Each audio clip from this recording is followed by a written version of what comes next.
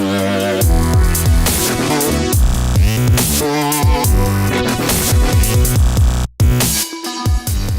don't always get the chance to do a side-by-side comparison from years gone by to a current model, but this week, well, it's a different case. Hey, welcome to this edition of Road Warrior. I'm your host, Grant Robertson. Now behind me is the latest and greatest edition, the 2017 Kia Soul Turbo, also known as the Exclaim Edition. Behind it, well, that's actually our family vehicle, the 2010 version. So let's look at it side by side to see, well, some subtle differences. First thing to do is really identify these two models, this being the 2010, this being the 2017. Now they're not tit for tat, really not delivering the exact same appointments, because after all, this is the Turbo Edition, all new for the Kia Soul lineup. So what they're doing is finally delivering the extra horsepower in the hood to couple nicely with this sport compact vehicle. Now if you look at the front, first thing is grille warfare. Now even in the last 7 years, not a lot has changed, still keeping this somewhat similar grille across the front. This one being a little bit more stylized, this one had a little bit more flair. Even the Kia emblem, about the same overall in size. Now body color has always been a precedent around this vehicle, same over there. But what you see here on this sport model is they're maybe competing with the likes of some of the competition, maybe in the tune of maybe the Mini Cooper, because if you look at this front end, a little bit reminiscent, truly right down to the cylinder, fog lights down low, nice huge open grille, something really contrasting, of course, that model. And we have a dual tone matte finish through here, a little bit higher gloss, and some extra red trim that we'll see wrap around this vehicle.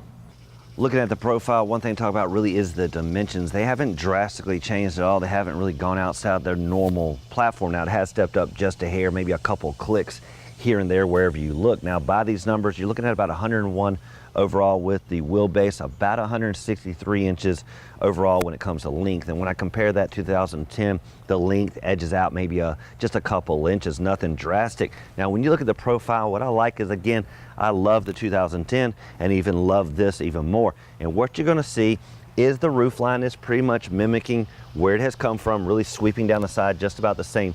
As you get to the back end, what you're going to notice on the Sport, instead of it doming back there on the 2010, really flares out quite nicely, straightens out just a little bit, boxes it maybe just a hair here at the back end. Otherwise, a lot of the features still continue through. Black accent back here, even this window shape still holding true to what you've seen. Now door handles have changed, of course, everything evolving. This one being more of a pull handle here versus the pull up on the 2010. Even sweeping down to the mirrors, they've kept the overall design, again with body color, a little bit of black accent. Of course, they've dressed it up with some extra flair here. Now, what I also like is we're keeping these type of similar accents just the same. Over there, you'll see it an implied porthole there on the side fender. Here, they've dressed up more of the black gloss with the Soul emblem here just the same. Now, even more as you sweep down, even the fender flares, keeping those just the same all the way back. As we get even further down, this red accent, we of course followed around from the front. This flare being a little bit more pronounced than the 2010, and overall stance still about the same. When comparing past to present, there are a lot of opportunities on any vehicle to see the drastic changes, but here on the Kia Soul, really about 3 of the 4 sides really stay about the same, with really the back end being the true indicator. And what I like about that is the designers, as they're working from front to back, didn't get exhausted when they got back here and made this, well, plain Jane. Instead, they stepped up the design elements just a little bit. And that's truly the biggest difference. And where you notice it, of course, is in the hatch design.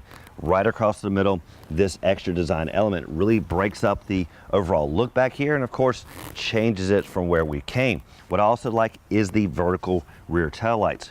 Obviously a lot bigger, and these being more geometric, these being a little bit more fluid. Now, as for the overall rest of the design, you see body color again, really taking precedent all the way around. The design just a little bit different, but overall still the same. Now, when it comes to cargo, what you're gonna find is pretty much unchanged from where we've come. And what you're gonna notice first off is a nice rigid tonneau cover. Now, mine didn't have it, just an accessory we didn't get, but this is a nice shelf. Now, what it allows you to do is really set items up here nice and rigid. I'm sure there's a weight limit, but you basically can put anything. It obviously flips out of the way when you need to get access in here. Now, as for the cargo space back here, it tallies on paper somewhere between 18 to 24 cubic feet. And of course, that's because you have all this extra space down here, nice compartments. Even better, well, that's found way back then. So they've definitely carried a lot of the great elements from back then to present day. Now, the three models for the Kia Soul, of course, are the Base, the Plus, and the Exclaim here, and each one of those is going to add a different wheel option. Mine delivering that 16-inch, while the Plus is going to be the 17, and the Turbo here stepping all the way up to 18-inch. And what I also like is, well, they're really just kind of a modest rim, no bright chrome or really something that's going to contrast its overall design. Nice brushed look, really subdued four-corner appointments. Now, looking at safety and security, first thing, no backup camera here for 2010. Nice one here for 2017. Really gives you nice projection back there. No backup sensors to note, but again, with that backup camera, it really gives you a nice bird's eye view of what's behind you. Other security I always talk about really is the fill-up area. For 2010 and the current model, this area is locked all the time. Simply pull the lever there by the drivers, it pops open. Really gives you just an added level of security here. Now, when it comes to proximity entry, good old smart key systems, not seen back then, good old key fob for that. Here, basically a smart key system, keep it in your pocket and forget about it. Now, what I like is, well, there's ease of ingress. Now, some vehicles are now putting a button on each handle, pretty much meaning if you have the key, it makes it a little bit easier. In this case, instead, you'll have to come to the driver's door, press it one time, unlock here, press it again, unlocks everything. Of course, if you're over there and you do have the key, simply hit the unlock button. It's not that difficult. Now, other things to talk about really is blind side awareness. They have it here. Now, that wasn't a feature back then. There are very modest blind spots, not much, maybe this pillar here, but for the most part, this blind spot is a nice feature on any vehicle, even, well, maybe a compact. Now, obviously, you've seen subtle changes on the outside with some major enhancements here for this turbo on the front, but the biggest change has to be right here on the hood. Finally stepping up the horsepower again to provide this turbo that, well, just delivers about 40 more horses and a lot more spirited fun. Now, if you look at the engines, what you're seeing is two 1.6 liter inline four cylinders, one for the base and this one, which is of course equipped with a turbo edition. Now, where you see the horsepower, this one's going to deliver on about 201 horses and 195 foot-pounds of torque. That compared to the standard base, which is roughly 130 horses and 118 foot-pounds of torque. Now, stuck right in the middle is a 2.0 liter inline four cylinder, which delivers 161 horsepower and 150 foot-pounds of torque. Now, what you're eventually going to see maybe is a dropping of one of those two engines, either dropping the 1.6 and maybe sticking with the 2.0, or, well, dropping the 2.0 and just go with the standard engine, just add a turbocharger. And I think that would help maybe just ease the pain of, well, engineers in general, and, well, just the options, either go with a simple four-banger or all the power you see here. Climbing inside the Kia Soul, really this is the biggest contrast from whence we came, but we really can't compare this vehicle and that one because that's more of a base and this is really stepping it up. So let's really just look at this one. First off is really climbing inside, and what you're going to notice is the sport style seating. Now, one thing I don't like on compact is when the seats are just too tight. They've gone sporty, they've gone bolstering, and, well, just too tight and snug. This one really providing more of a recliner-like feel, but it looks truly sporty. Nice light bolstering on the sides, and really helps you fit any size individual right here. Now, when you look at legroom numbers, one thing I did note, I had to dig in a little bit deep, but I did find maybe a skimping here when it comes to legroom, maybe losing an inch or two depending on where you're sitting. But what you're going to find is around about 40 inches up front, 39 in the back, still delivering quite well. Now, what you're going to find up front, though, if you really are 6 foot frame or higher, really 40s at that cutting point. What you really want to see is about a 42, 43 for really tall individuals, but that vehicle may not just be for you. Overall, though, black accent, black interior, black on black all the way around. A little bit of colored stitching through here, but pretty much a nice overall sleek design.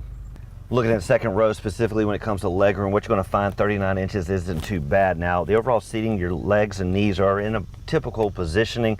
A little bit of space here in the seat backs. I have this about as far back as it can go. So as you creep this forward, a little bit more room, but not bad overall. But again, in comparison to where we've come, I noticed just a hair more legroom in that one, and those can be translated on paper because on paper it's about an inch more in the older model. Now, as for the bench back here, pretty much straightforward, not a lot of cushion and pretty much just a plain Jane styling, but there is a little bit of individualized attention on the outer cushions. Now, as for extra support, we do have a nice elbow support, and I like the fact Cheaper models seem to put this right on the cushion. Nicer models seem to elevate it like you see here. Dual cup holders just the same in the middle. For connectivity in the back, you won't find a USB connection, but standard power outlet there. You can plug in any device and well charge it on the go. One feature we found for the back seat riders, but something we're not going to use right now, is the heated seats. Now that's both for the outer passengers in the back, and it is a 2-stage. Basically you can really heat it up or go a little bit more mild. One feature you won't find on my base model is right here front and center, the good old huge touchscreen system with this special home screen, really dividing the navigation and other features on this side. Now there is no home screen to really get back. You'll find that on other screens. Now what I do like is if you hit the all menu, this is where you can find all the various settings, functions, apps, icons, whatever, right where you need it. Now if you do need to get lost and you come back, hit the home screen and gets you back to the main button. Now as for shortcuts, you'll find them over here on the left side and some other features here on the right. Nice symmetric volume knob and tune select. For climate control, you're going to find straightforward setup, nice huge temperature control in the middle, up and down buttons for the fan speed and various mode selects. Now you will find heated seats up front just the same as you did in the back. Now looking down for connectivity, you will find a USB connection there, auxiliary jack, and 2 power supplies to well charge your devices, and a nice tray area to store them. Now they definitely stepped up the sport under the hood, so they had to couple it nicely with a sport shifter, kind of a throwback Thursday. Now when you shift in a spot, you can go with the standard automatic version, basically hit the gas and go, or you can kind of shift on the fly, tapping it up and down to shift gears. Now between the front seats, what you're also going to find is nice dual cup holders, and there's more over in the door should you need them. There's room enough for 5 in this vehicle and almost enough charging devices for everyone. Another one found here in this nice deep center console.